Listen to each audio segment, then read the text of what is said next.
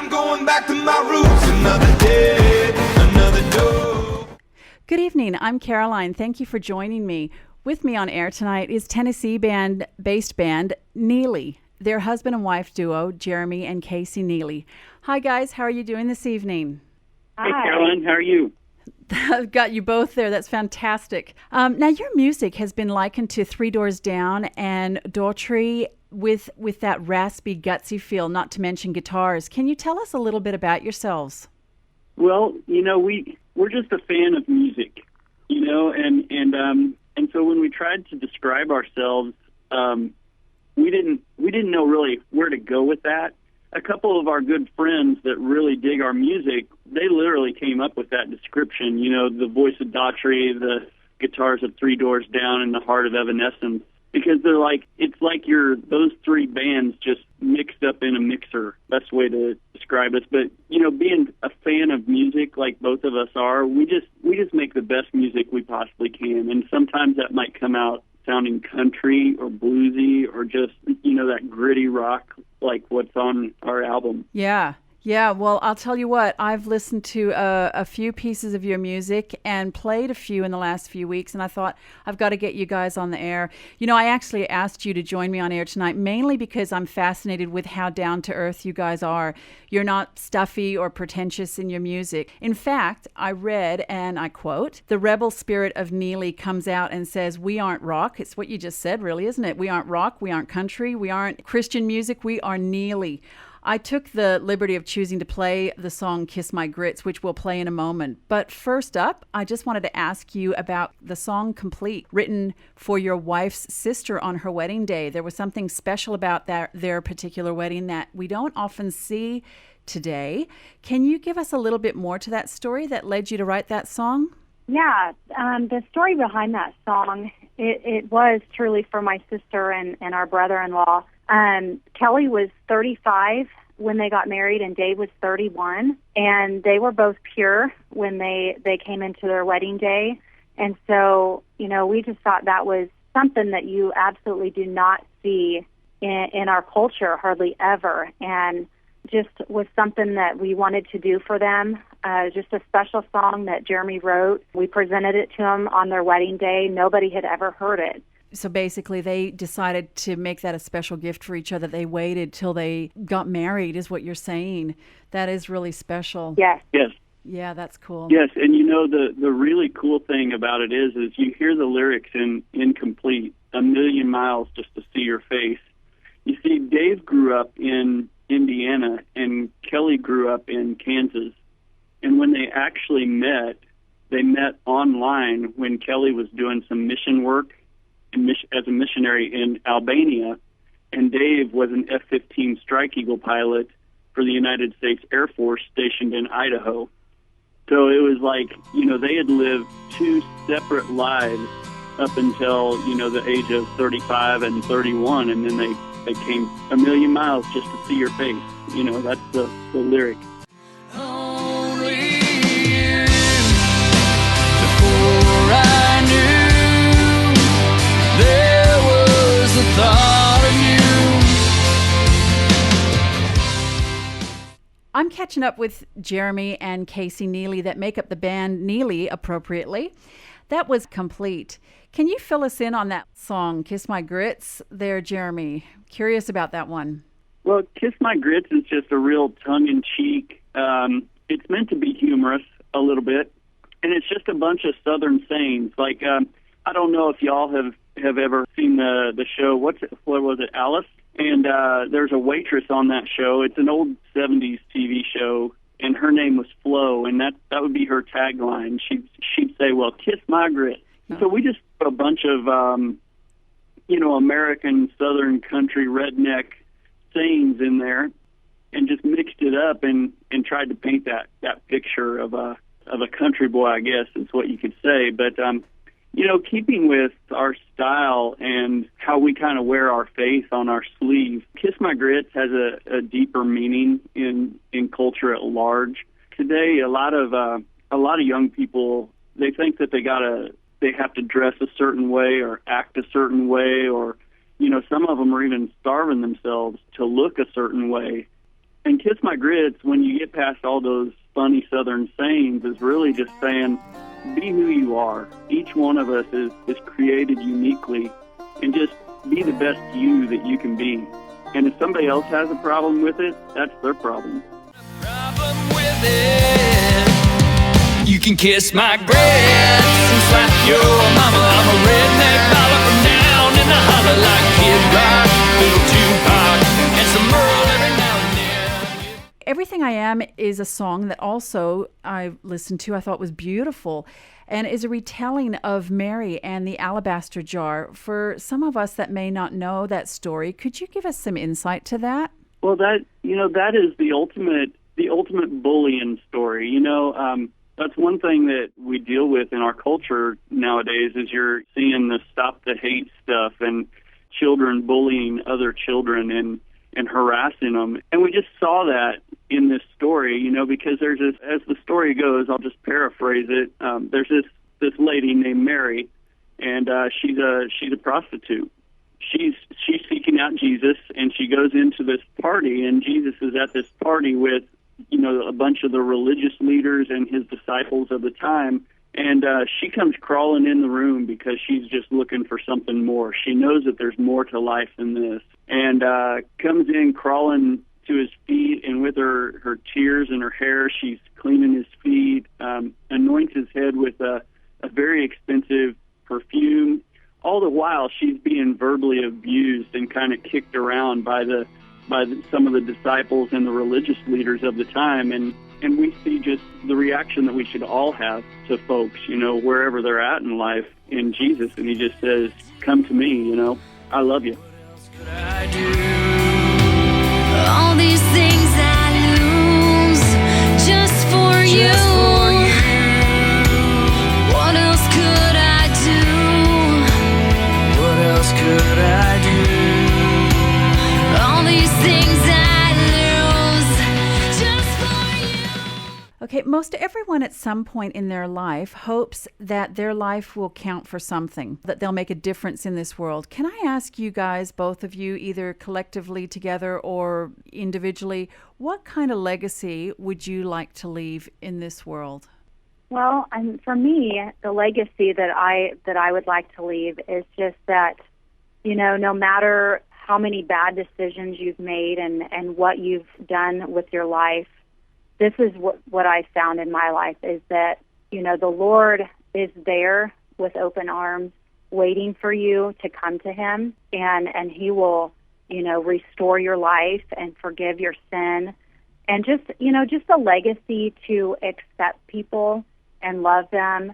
I mean, that's mainly what it is for me, just a legacy of love, and that I want people to know that I lived my life differently and that I lived my life serving God, basically. That's really good. Yeah, it counts for something, doesn't it? Not just existing. Yes. How about you, Jeremy? Do you want to have anything to add to that? Well, mine is kind of similar. The legacy that we want to leave is that I want to leave is hopefully building and portraying on social media or at our shows or whatever, and that it's kind of in line with what Casey's is, but it's just an outpouring of the love from our Creator, in that we're all in this together, and that just because I have this gift of writing songs and performing, and I hold no more value in all this than some other guy that's out doing something else. I mean, we're on the same level and we're on the same playing field, and I want people to feel loved. That's why we spend an awful lot of time replying to people on social media and just loving them the way they want to, that we would want to be loved if we were in that position. Wow, that's fantastic. That is really good because some people have other people doing their social media, so that's really great. Now, you had originally written this next song to your wife, Casey, and as time went on, you say that you had mentioned that God started showing you that he desired that kind of relationship. Can you tell us more about that and why? I'm talking about the song You and Me. Yeah, You and Me was an anomaly in a lot of different ways. First of all, it was one of the few songs that I ever wrote in just a couple minutes. Most of the time, the songs that I write, they take me a long time. I mean, I I pour my soul into them, so to speak. I want them to be perfect. But You and Me just came out. I was sitting at work. This was before we were able to be full-time musicians, and I just remember this desire to be next to my wife. Just to be in the same room with her overcame me, and I started writing the song. And just as I was getting ready to finish the song, I was just putting the last few lyrics together and the last few chords. That's when the Lord really kind of spoke to me, and He just said, Jeremy, that's the kind of relationship that I wish you and I had together. Wow. And it really kind of hit me that the relationship that Casey and I have by design as a husband and wife, it mirrors what God had designed for us. It's just a beautiful picture. Marriage is just a beautiful picture of how He desires to interact with us. When I close my eyes and everything melts away, it's just you and me, right here, right now. If there was one thing you could change about the world, what would it be? Apart from, say, poverty or hunger, what would you change about the world if you had the power to do so? Oh, I think that it would just go back to the truest form of love. The love that you see in the life of Jesus Christ. There's so much hate in the world and anger and people jealously wanting to be somebody else. And, people are just out for three people, me, myself, and I. And if I could just change one thing about the world, I would just want people to be more compassionate and loving their neighbor the way that they want to be loved themselves. Man, I think that if everybody on the face of the earth could do that, if we could just change it, it would be an amazing ride. That's pretty powerful. Would you agree pretty much what Jeremy said, Casey? Yeah, I was just thinking, as he was saying that, I was thinking in my mind, if everybody could treat others how they want to be treated. It just seems the world is so full of selfishness, putting yourself first instead of other people.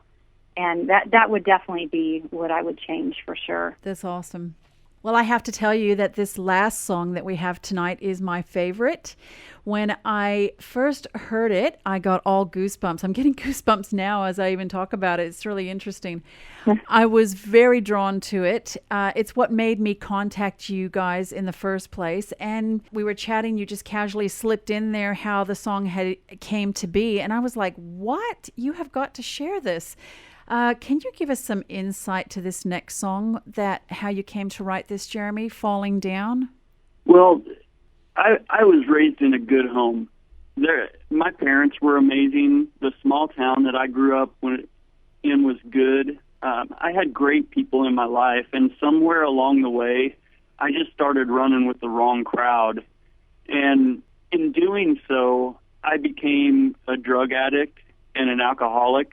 I had gotten myself mixed up in several different illicit relationships along the way, and I was a very bitter, empty, broken person. And so then when I actually came into a relationship with the Lord and started reading Scripture, which the funny thing is I grew up around that. My parents had me in church all the time. But now at 25 years of age, I'm reading this stuff for the first time, seemingly, and I read the story of the prodigal son, and I'm like, oh my gosh, this is me. And so Falling Down is literally my life story is seen through the eyes of the prodigal son. For those that don't know that story, this kid, he says that I want to cash out. I want my inheritance now. I know better than you. And so in the story, his father, as representative of God, gives him his inheritance and lets him go. And he goes off to this far-off land, and he squanders it all away. He parties. And when all the money was gone, so were his friends. And he found himself, working for a farmer and eating the stuff that even the pigs wouldn't eat. That's hungry right there, because pigs will eat almost anything. Yeah. And so when he was at the bottom of it, the end of the rope, so to speak, he said, well, surely my father's house I could be a servant there and it'd be better than this. And he started his journey home. And you can imagine the thoughts that had to be going through this guy's mind right now, because, man, I told my dad off. I told him he was dead to me. I wanted my inheritance and get out of here, and so but he keeps going. And when he crests that last hill, I can see it in my mind's eye. His dad is out there waiting for him, and he's been waiting for him. And it doesn't tell us in the story how long it took him to squander off this inheritance. But it could have been years, and he's out there waiting for him. And man, he just hoofs it and he falls down in front of his father's feet, and his father picks him up and he restores him as a son. And so that's a picture of my life, I was in the presence of the Lord growing up.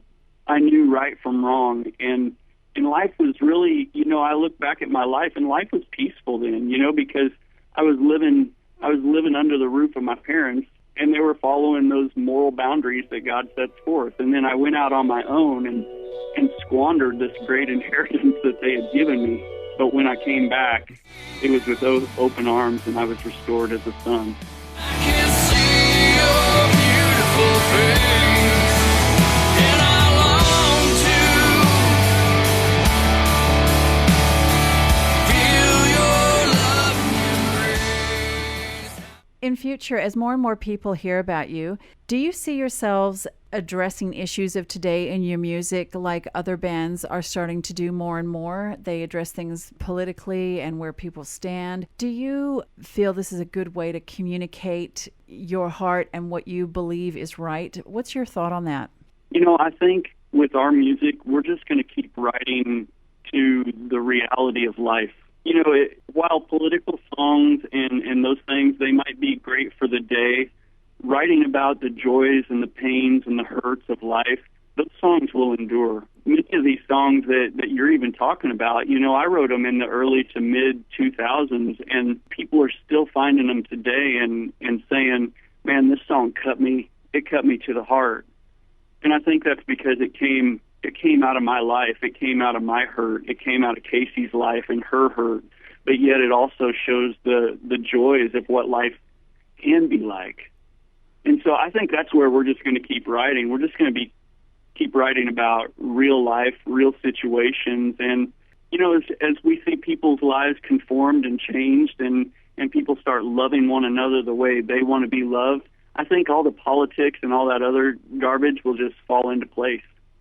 That is a very good answer. It's an answer that has some depth to it, that you are completely right. It's like have the principle of love at the basis and move on from there, and all those other things will sort themselves out. I think we'll be hearing a lot more about you and from you. Time and chance come to every man and woman, and if God be for you, who can be against you? God bless you both, Jeremy and Casey, and thank you so much for joining me on air tonight. Well, thank you so much for having us. It's been an honor to have our music aired in Australia. Hopefully someday we'll get to come visit you. Yes, do keep in touch. We will definitely be staying in touch with you and see where you guys are at and where you guys are headed. And as soon as you come down, we'll have you live in studio. That would be fantastic. Yes, That would be love awesome. That would be great. Saved it for you, only